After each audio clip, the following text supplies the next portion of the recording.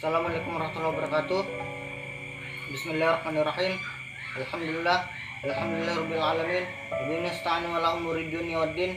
Asyhadu an la ilaha illallah wa asyhadu anna Muhammadan abduhu wa rasuluh. Perkenalkan, nama saya Muhammad Ainal Yakin, jurusan Ekonomi Islam, semester 4, kuliah di STI Al-Azhar Goa. Di sini saya akan membahas tentang ayat-ayat mengenai harta. Kata mal atau harta, yang dimana harta merupakan neraca atau pokok permasalahan dalam perekonomian. Dan dapat kita ketahui bahwa kata mal atau al-mal di dalam Al-Quran disebutkan sebanyak 86 kali. Dan pada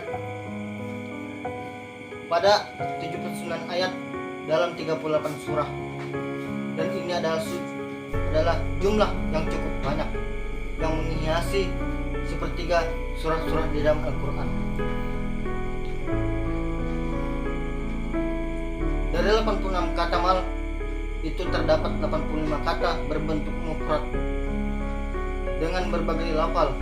Selanjutnya 61 kali yang semakna dalam bentuk isim jamak atau amwal.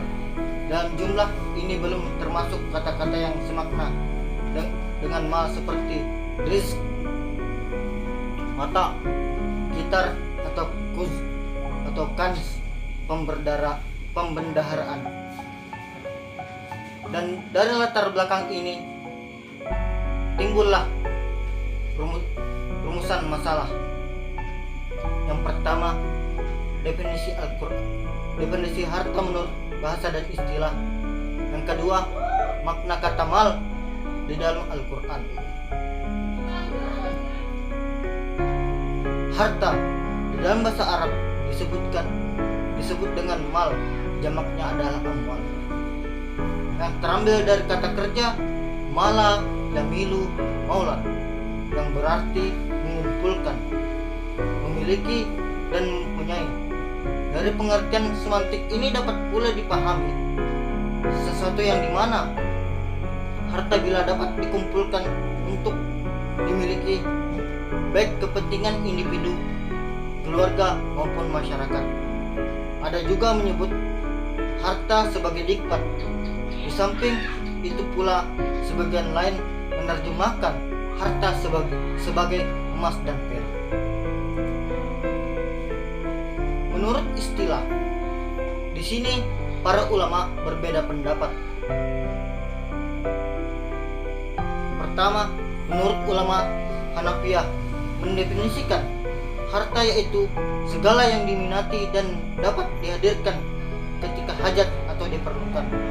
Dengan kata lain, harta adalah sesuatu yang dapat dimiliki atau disimpan, dapat pula dimanfaatkan. Selanjutnya, menurut ulama Syafi'iyah, Maliki dan Hanabilah menjelaskan bahwa harta adalah sesuatu yang memiliki nilai atau qimah dan dapat dikenakan ganti rugi bagi orang yang merusak atau melenyapkannya. Dan dari definisi di atas dapat ditarik kesimpulan bahwa definisi harta ada 4. Yang pertama, bersifat materi. Yang kedua, dapat disimpan dan dapat pula dimiliki. Yang ketiga, dapat dimanfaatkan. Dan yang terakhir, urf atau kebiasaan masyarakat memandangnya sebagai harta.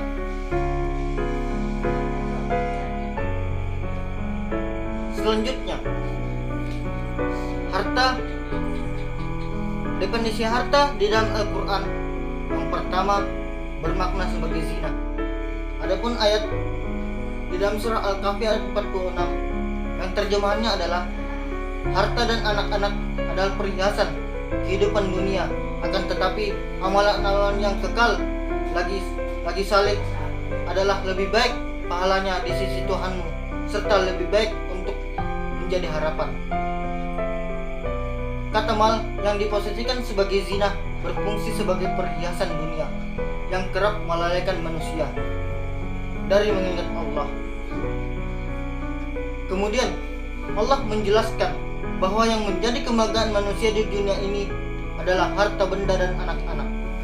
Karena manusia sangat memperhatikan keduanya, banyak harta dan anak dapat memberikan kehidupan dan martabat yang terhormat kepada orang yang memilikinya. Kemudian kata zina yang kerap dipakai di dalam ayat ini juga bermakna hiasan atau sesuatu yang dianggap baik dan indah. Ini memang demikian karena ada unsur keindahan pada harta di samping manfaat. Demikian juga pada anak. Di samping anak dapat membela dan membantu orang tuanya, penanaman keduanya sebagai zina atau hiasan jauh lebih tepat daripada memaknainya kimah atau sesuatu yang berharga atau bernilai. Karena kepemilikan harta dan kehadiran anak tidak dapat menjadikan seseorang berharga atau mulia. Kemudian kemuliaan dan dapat penghargaan hanya diperoleh melalui iman dan amal soleh.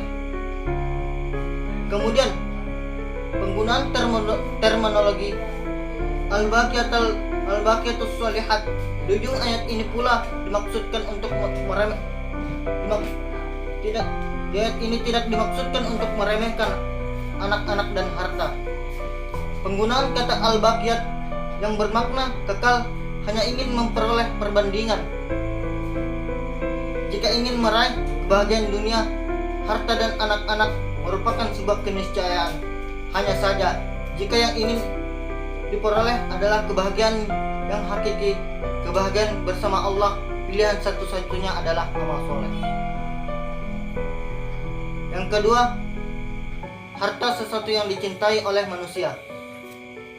Sebagaimana firman Allah Subhanahu wa taala yang terdapat di dalam surah Al-Imran ayat 14 yang terjemahnya dijadikan indah pada pandangan manusia kecintaan pada apa-apa yang diingini, yaitu wanita-wanita, anak-anak, harta yang banyak dari jenis emas dan perak, kuda pilihan, binatang-binatang ternak dan sawah ladang. Itulah kesenangan hidup di dunia, dan di sisi Allah lah tempat kembali yang baik. Kemudian para mufassir menyatakan bahwa ayat di atas berbicara tentang naluri manusia.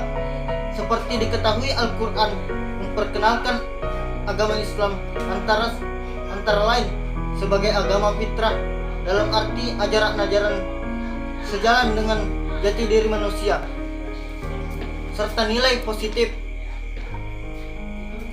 dengan kecintaan terhadap lawan jenisnya. Demikian paparan singkat mengenai harta yang dapat saya sampaikan. Saya salah hilaf mohon dimaafkan. Assalamualaikum warahmatullahi wabarakatuh.